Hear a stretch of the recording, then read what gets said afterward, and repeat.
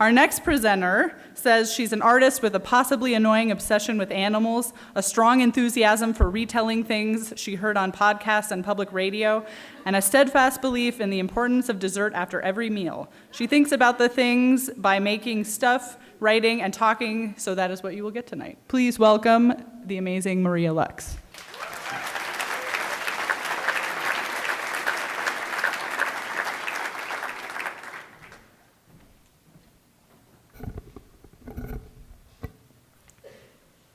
Last summer, I found myself driving to Springfield to experience the Illinois State Fair for the first time, and to show my friends what a state fair is all about.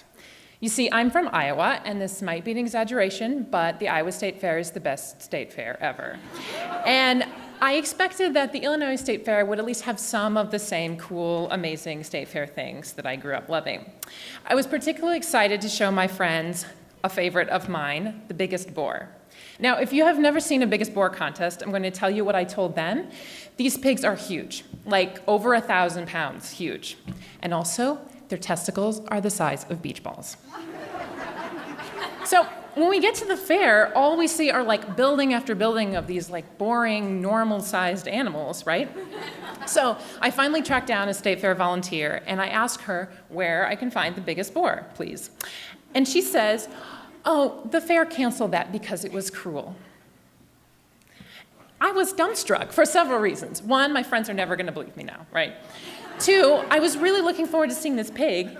And three, as an artist who makes work about animals, I thought I was relatively sensitive to possible forms of animal cruelty, and I felt like an idiot for the fact that this didn't even really register to me that this might be one of those things. And then even after the fair, I couldn't help but wonder, like, what really happened to outlaw these pigs from the fair? Who was behind it and why? I found it hard to believe that the same people selling meat parfaits were going to protest a biggest boar contest. And so I decided to figure out what happened. And in the meantime, I also built an 8-foot pig out of foam, because that's what I do, and made these postcards that you've been seeing on the screen tonight. So as I mentioned, I'm an artist, and these are the kind of stories that my work ends up being about. My pig, by the way, is the proportions of a real pig by the name of Big Norm, who lived in upstate New York. Big Norm was legendary. He was the largest living pig on Earth, weighing in at 1,600 pounds. He was 8 feet long, 4.5 feet tall, 3 feet wide. Stories say that he ate 20 gallons of food a day and slept for 20 hours. And I will tell you what happened to Norm later. Anyway, after calling and emailing a lot of people, I started to get at least some answers. Between the swine barn manager at the Illinois State Fair and someone from the National Pork Board, I learned that one reason to discontinue the contest was because a boar that large is not a good representation of the industry. Now, when I heard that, I assumed they meant that if they want people to think about pork as a lean, healthy product, then an obese pig is not the marketing tool you want to use for that. And that's part of it. But it's also simply not an accurate representation, and that has to do with the way that pigs are raised. You may know this already, but modern hog production is accomplished through artificial insemination, which means that the boar and the female never actually meet. Instead, the boars are raised on these separate, like, boar bachelor pad areas. So the inaccuracy is that if you were to walk onto, like, an average pig farm, you wouldn't find any boars there at all, especially not boars the size of Norm. I see their point, but I'm also not sure that I agree with this idea of accuracy being a driving force behind this decision. I mean, if we were going for accurate, we wouldn't have pigs in like beautiful old-fashioned barns with roomy stalls and a breeze going through and their names written above them on poster boards, right? Still, they did also say that the humane perspective was a concern. So that brings us back to the original question, which is it really cruel to grow a pig this large? I asked my friend who's a veterinarian what he thought, and he surprised me by saying, no, he doesn't think so. He said they eat as much as they want, nobody's force feeding them. They have maybe a few more joint problems, but overall, he says they're fine. Now, the pigs always look pretty lethargic to me, but it could be because it's August. Then again, Big Norm died at the age of 7 from a heart attack. And if these pigs were really that healthy, I think that would be surprising, and of course it's not. Domestic pigs can actually live up to 20 if they aren't killed to be eaten first. Perhaps more significantly, then, is growing a pig that big psychologically cruel? Pigs are known as a species for being really smart, inquisitive, and curious.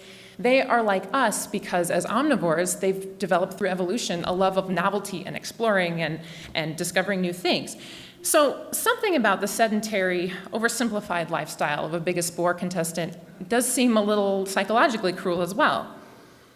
People talk about these pigs as if they should be happy to do nothing but lay around and eat all day, but is that really a satisfying life for a pig? After all that, I still didn't know what I thought. I wasn't really satisfied with the reasons people gave for discontinuing the contest, and I wasn't really reassured by the people who said it was perfectly fine. I realized that my uneasiness was coming from something that I don't think was really being addressed yet. I think it has to do with the way that we are when we look at a pig like Norm. When we find ourselves in front of a pig like Norm, we seem compelled to make dumb jokes and horrible puns, point and laugh, take photos of ourselves, and express idiotic amazement. And I include myself in the people that do this. Ironically, I get the very same reactions whenever people see my giant plastic fake pig. It's like both have become these objects that are interesting only because they're big. So a potentially smart, curious, interesting individual is reduced or exaggerated into a caricature of himself, an object defined by size. And by simplifying Norm to this more crude version of himself, it reduces us, the viewers, as well. In looking at this pig, pointing and taking photos, we become the kind of people who gawk shamelessly without sympathy or kindness.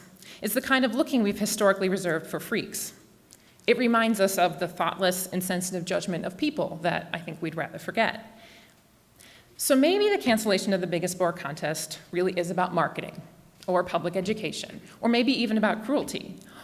Or perhaps it has to do with our growing uneasiness and guilt at taking pleasure in something that is so questionable. Maybe the giant pig's absence actually says something encouraging about us as people, that we are starting to think about these animals as more than just the biggest. Thank you.